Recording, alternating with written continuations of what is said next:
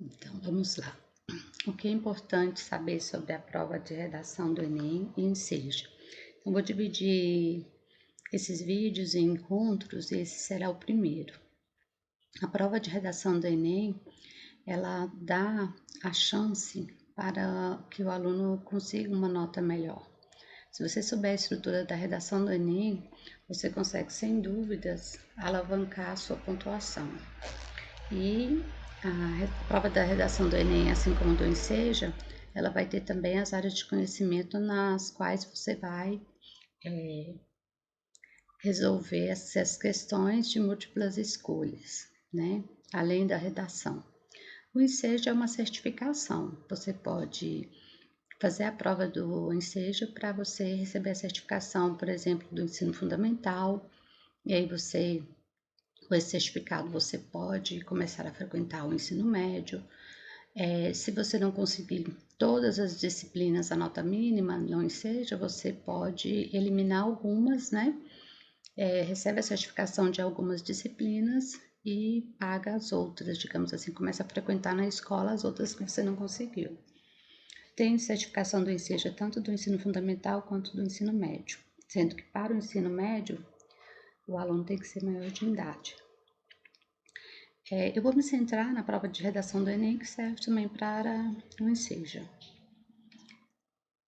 O que é importante você também saber é que, no caso do Enem, são 45 questões de linguagem, códigos e suas tecnologias, né? 45 questões de matemática e suas tecnologias, 45 questões de ciência da natureza e suas tecnologias, e 45 questões de ciências humanas e suas tecnologias. Então, no exemplo prático aqui, você conseguiu 620 pontos para linguagem, 680 para matemática, 590 para ciências, 630 para ciências humanas e 700 é onde você recebeu a maior pontuação. Então, a sua pontuação vai ficar maior devido à redação. São 30 linhas, se você souber fazer a estrutura certinha, você alcança uma pontuação muito boa. Ela vai ter os critérios, né, que a correção é por competências, mas sem dúvidas nenhuma, a importância que se dá na mídia, na escola para a redação, ela faz todo sentido, porque é com essa nota que você consegue, de repente, aí um curso melhor de graduação. A entrada do Enem pode acontecer pela nota do Enem, pode acontecer por meio do ProUni, né? Em que você faz a inscrição do ProUni e você obtém com isso a chance de frequentar uma escola particular, que pode ser um pagamento mínimo, né? Um pagamento X, ou pode ser até uma bolsa 100%. E também no SISU, que é no caso, a escola pública, a universidade pública. Tanto para o Enem quanto para o Enseja, são 3 tipos de redação que você vai ter, tipo de tema que você vai ter. Vai ser o tipo 1, que é o tipo de meio ambiente, que trata sobre meio ambiente, problemas ambientais, sustentabilidade, recursos naturais, por exemplo, a emissão de gases, é, de gases nos grandes centros urbanos, ou, por exemplo, o problema do fornecimento de água e o desperdício nos grandes centros urbanos do país. Pode ser também temas tipo 2, que trata de problemas da coletividade, que são as questões sociais, como, por exemplo, as violências, né? Por exemplo, a violência urbana. Pode ser, por exemplo, vamos pensar aqui, o acesso à saúde, por exemplo, do SUS. Pode ser, por exemplo, algum problema da educação, por exemplo, a alfabetização das crianças. Isso é um problema da coletividade, que diz respeito a uma série de pessoas da sociedade brasileira. E pode ser também tipo 3, que são de grupos específicos, que vai afetar um grupo de pessoas específicas. Isso tem sido a linha, por exemplo, do Enem dos últimos anos. Do ensejo tem variado entre meio ambiente e grupos específicos, mas do Enem tem sido com grupos específicos. Então, por exemplo, a violência, os desafios para superar a violência com o grupo LGBTQIA+. Por exemplo, os desafios para o combate à pedofilia no Brasil. Isso tudo se trata a um grupo de pessoas específicas. Por exemplo, a população carcerária no país, né? E por aí vai. Então, esse grupo específico também pode ser um tema tanto do Enem quanto do Enseja. Seja o tipo 1, tipo 2 ou tipo 3, um candidato que é bem preparado, ele não vai se importar com o tema. Por quê? Porque ele vai levar uma estrutura pensada que se aplica a todos esses 3 tipos. Inicialmente, é importante você saber que se você não contemplar todo o tema, você já vai tangenciar ou até mesmo você pode fugir do tema e ter a sua redação zerada. Então existe uma estratégia para você não tangenciar ou para você não ter problemas em relação a isso. O que você faz? Aqui tem um exemplo: Sistema Prisional Brasileiro e seus efeitos no século XXI. Quando você estiver diante de um tema, você vai colocar barrinhas. Então, por exemplo, aqui, o sistema prisional brasileiro, e seus efeitos, no século XXI. Quando você terminar de fazer a redação, você vai ver se todos as 4 barrinhas, as 4 palavras chaves do tema, se elas aparecem na sua redação. Um exemplo aqui, ó.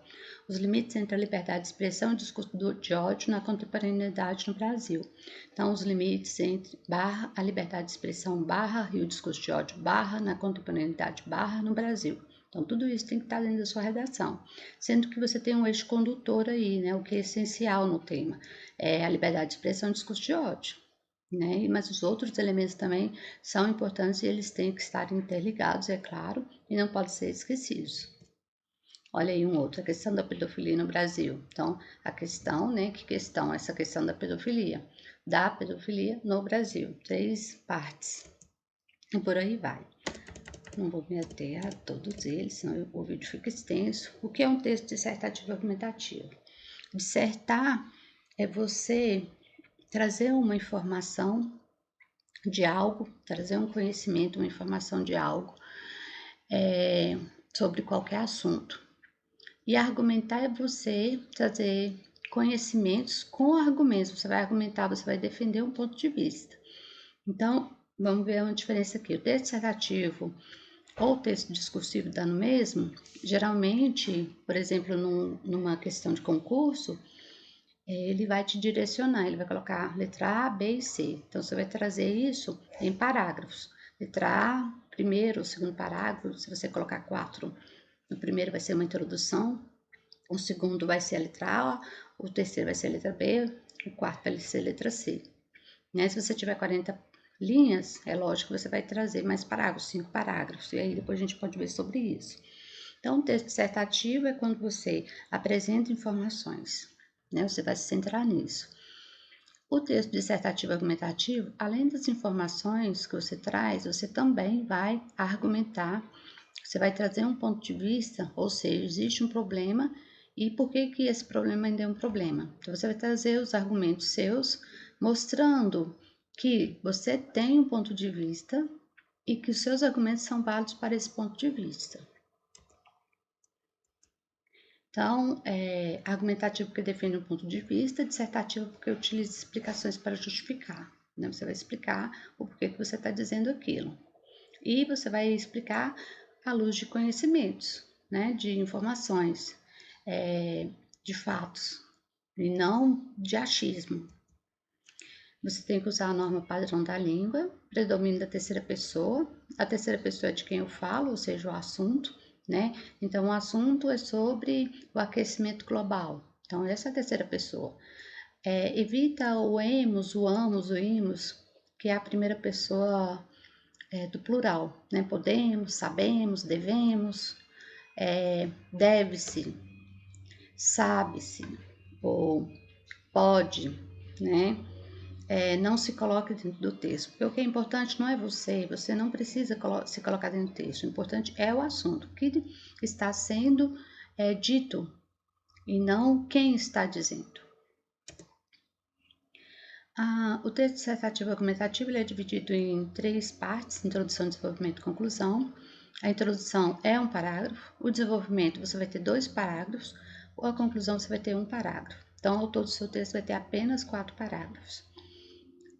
Se for um ensejo do ensino fundamental, o seu texto, por ter 25 linhas, vai ter apenas um parágrafo no desenvolvimento, mas no ensejo do ensino médio e no Enem, são 4 parágrafos. Cada um desses parágrafos deve ter 3 partes, ou seja, trocando em palavras bem simples, 3 pontos finais minimamente. Então, 3 partes da introdução, 3 partes do segundo parágrafo, que é o do desenvolvimento, 3 partes do terceiro parágrafo, que é o do desenvolvimento, e 3 partes da conclusão. No mínimo aí, contando os pontos finais, né, 3 vezes 4, no mínimo 12 pontos finais, que vai ter que ter no seu texto. Na introdução, você tem as partes, que daqui a pouco eu esclareço como elas são, e assim como o desenvolvimento e a conclusão. E aí, antes de mostrar, né, como é essa parte, eu quero falar sobre o tema. O tema ele surge de um assunto, o assunto é algo mais geral, é o todo. O tema é o que se tira a partir do assunto. Então, aqui você tem vários assuntos, muitas possibilidades de assunto, que é o todo: saúde, segurança, tecnologia, meio ambiente, desigualdade, educação, religião, esporte, por aí vai.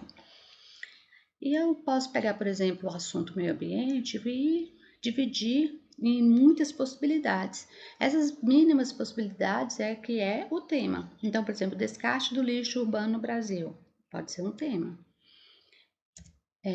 Por exemplo, o assunto é o todo, a educação no Brasil. E aí eu vou retirar aqui as mínimas possibilidades que são o tema. Por exemplo, a violência dentro das escolas, a participação dos pais na escola do ensino médio, a participação dos pais na escola do ensino fundamental, o bullying nas escolas, as verbas destinadas às escolas, a reprovação escolar no ensino médio, a reprovação escolar no ensino fundamental, né?